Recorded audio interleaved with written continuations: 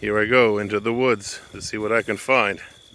Yamadori, new species, maybe the elusive ironwood. Raspberry canes are turning colors. Beautiful. Here's another wonderful species I've been finding here in the forest. It's the fireberry hawthorn. I believe this would be a good bonsai species.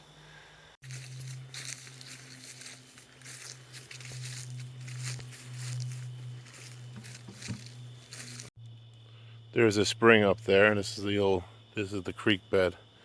We're in a drought, so it's not very active, but this is where the wildlife likes to be most diverse here between the fields. Got this gnarly old green ash here. That's that endangered one we have a grove of here on the farm.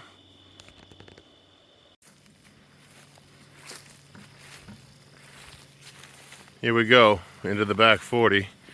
Quite overgrown, but this is how we get into the woods here, the easiest way. Just past the little creek bed for the spring. Some ash on this side, some raspberry thicket over there. Got some elm growing right here. Hello, dogwoods as well, alder. Not sure what that is. That could be an ash. That does look like an ash, the way the branches is. So anyway, the spring's way over here on the other end into that thicket. Nothing like fall flowers.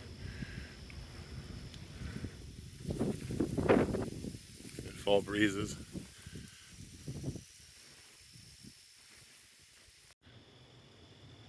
Thickets of alder, old growth tree, ash. There's a nice owl house we built on the other side of the field. Well, if I remember correctly, the ironwood grove is in this thicket here on this side of the creek, the brook, I should say. It's quite usually a large body of water, but all this drought, who knows? Let's go find out. Looks like some sort of animal, probably deer, use this path, so I'm going to take this path. Also got to watch for ticks. So I'm halfway across the field now, heading toward that pine in a sea of wildflowers, but I keep finding these beautiful ash trees, some healthier than others, bigger than others. There's a really healthy one there. Apple tree there. I have a much larger path than the size of a moose-sized human. So I'm making my way over there and we'll see what we can find over there. Green ash after green ash after green ash, they're everywhere. Saplings, seedlings, young trees. Here's a fine example of the Ulmus incana, the gray alder. It's showing you both the seed pods here, the cones, they dry out and expand, and then you have the male flowers here, those long ones hanging down. Pretty cool. You'll never guess what this is. I just did a video on this. This is a Pacific crabapple, Amalus fusca, also known as the Oregon crabapple. As I'm clearing a path, I find this pretty darn close, perfect example of a Yamadori in the wild. Check this out. Look at this.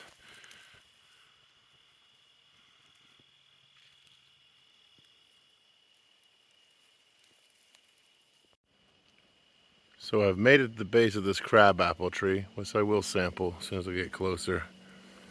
Found some more green ash. Surprise, surprise, ash everywhere. Some chokecherry in good shape with some ripe chokecherries actually on there. If you can see them, there they are. Actually not tasty, a little mealy.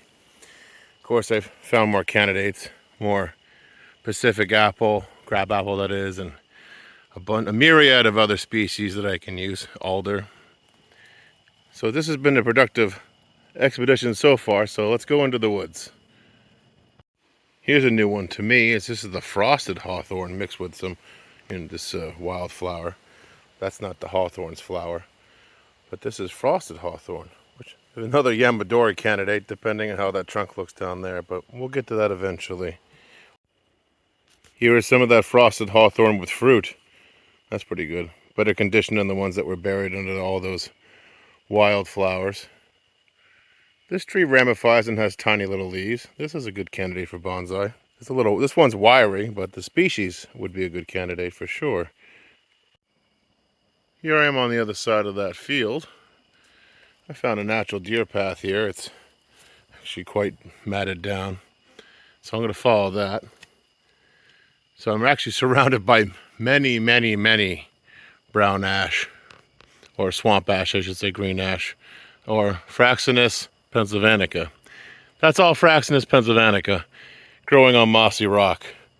That's what it's doing right there. That's what this soil looks like. So let's go keep going and see what we can find.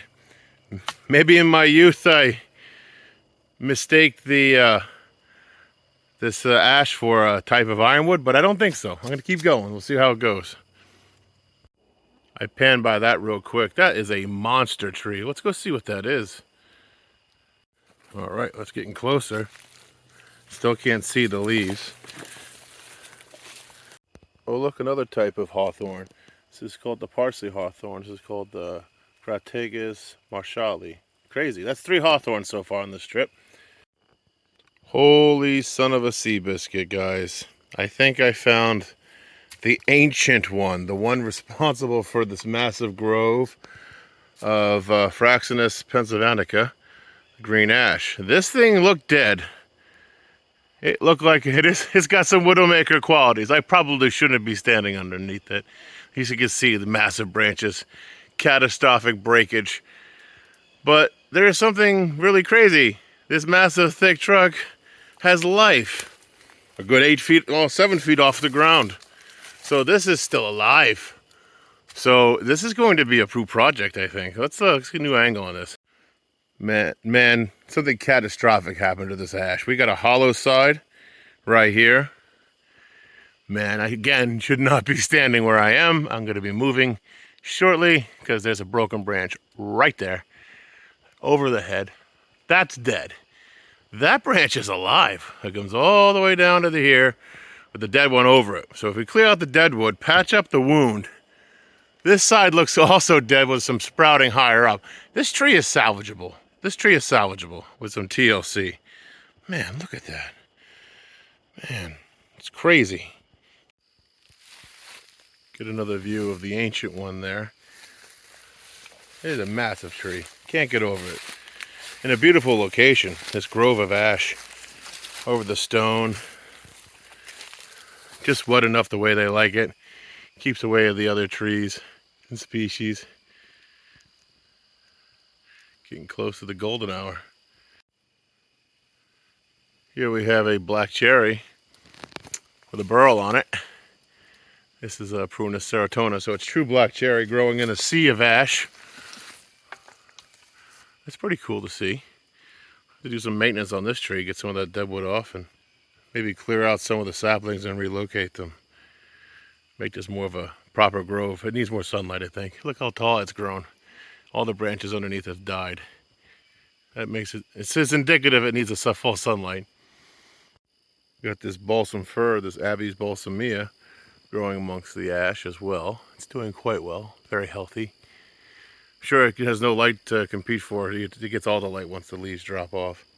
It's doing its business down here, breaking rock. Look at that. Pretty serious root structure there. Look at that. Very cool.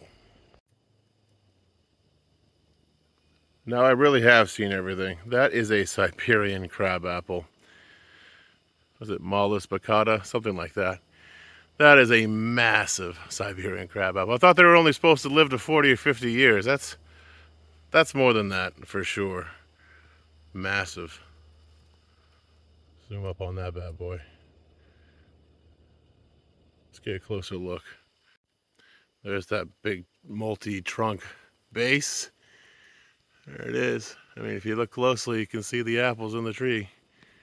Zoom up on those. They're up there, see them?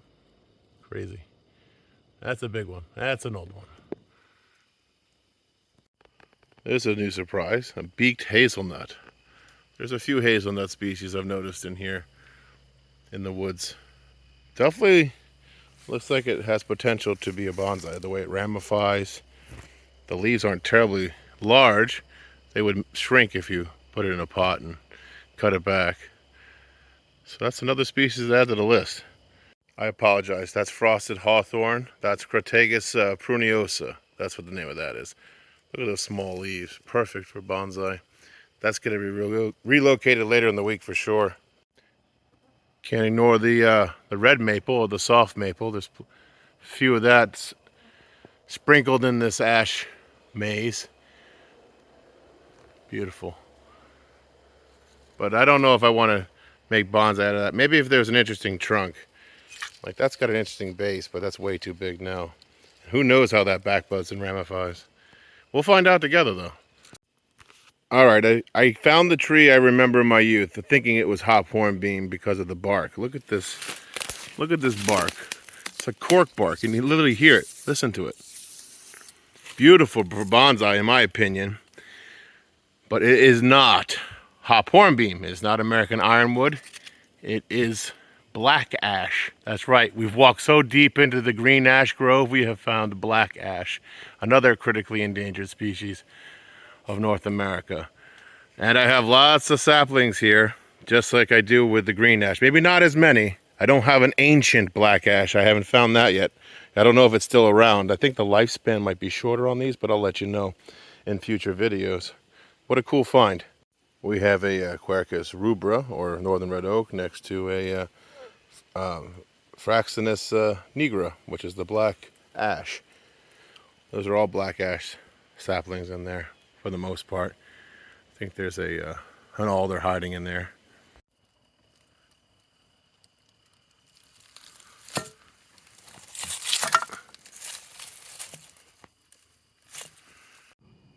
Well, I wrestled it out of the ground and saved the finer roots. Definitely root over rock style. That's what this is going to be used for sure. Beautiful. I love finding things in nature.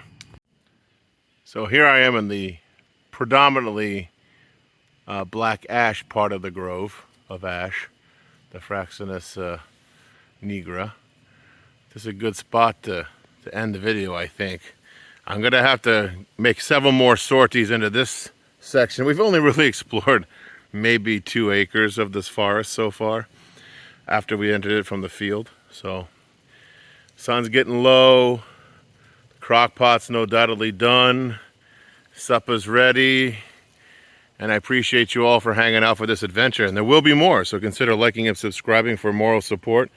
And until next time.